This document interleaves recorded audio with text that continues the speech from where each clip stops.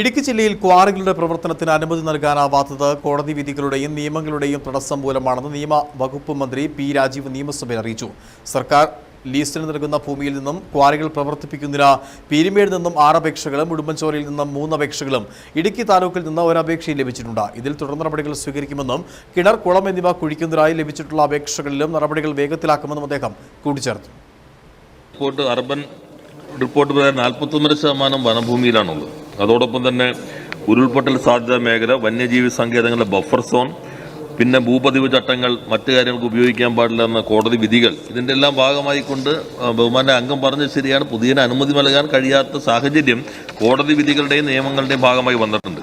Revenue ഭൂമിയിലാണെങ്കിൽ സർക്കാരിന് ലേലം ചെയ്ത് കൊടുക്കാനുള്ള സംവിധാനം പുതുതായ വ്യവസ്ഥകൾ വന്നിട്ടുണ്ട്.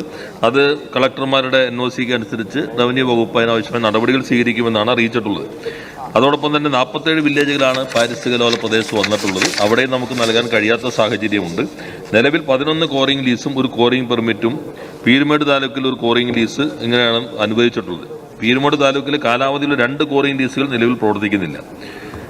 6 അപേക്ഷകളാണ് ഉടുമ്പൻചോല പീരുമേട് താലൂക്കിൽ നിന്നും, ഉടുമ്പൻചോല താലൂക്കിൽ 3 അപേക്ഷകളും ഇടുക്കി താലൂക്കിൻ്റെ അപേക്ഷയും ഇടുക്കി ജില്ലാ ഓഫീസ് ലഭിച്ചിട്ടുണ്ട്. അതിന് തുടർ നടപടി സ്വീകരിച്ചു വരുന്നുണ്ട്. പിന്നെ അതേപോലെ കുളം കുടിക്കുമെല്ല RDO, കൃഷി ഓഫീസർ, ജിയോളജിസ്റ്റ് ഇവരുടെ റിപ്പോർട്ടിൻ്റെ അടിസ്ഥാനത്തിലാണ് സർക്കാരിനാണ് ചട്ടപ്രകാരം 104 പ്രകാരം അനുമതി നൽകാൻ കഴിയുന്നത്.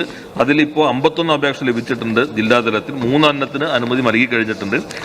ചട്ടപ്രകാരം പ്രൊസീജിയറുകളെല്ലാം പാലിച്ചുകൊണ്ട് നമുക്ക് അനുമതി നൽകാൻ കഴിയുകയുള്ളൂ. അത് പരമാവധി വേഗത്തിലാക്കുന്നതിന് ശ്രമിക്കുന്നുണ്ട്. പിന്നെ നമ്മുടെ പട്ടയത്തിന് നൽകിയിട്ടുള്ള ഭൂമിയിലെ പുതിയ ചട്ടങ്ങൾ വരുന്നതിനനുസരിച്ച് ആ ചട്ടങ്ങൾക്ക് അനുസൃതമായിട്ട് തുടർ നടപടികൾ സ്വീകരിക്കാൻ കഴിയും.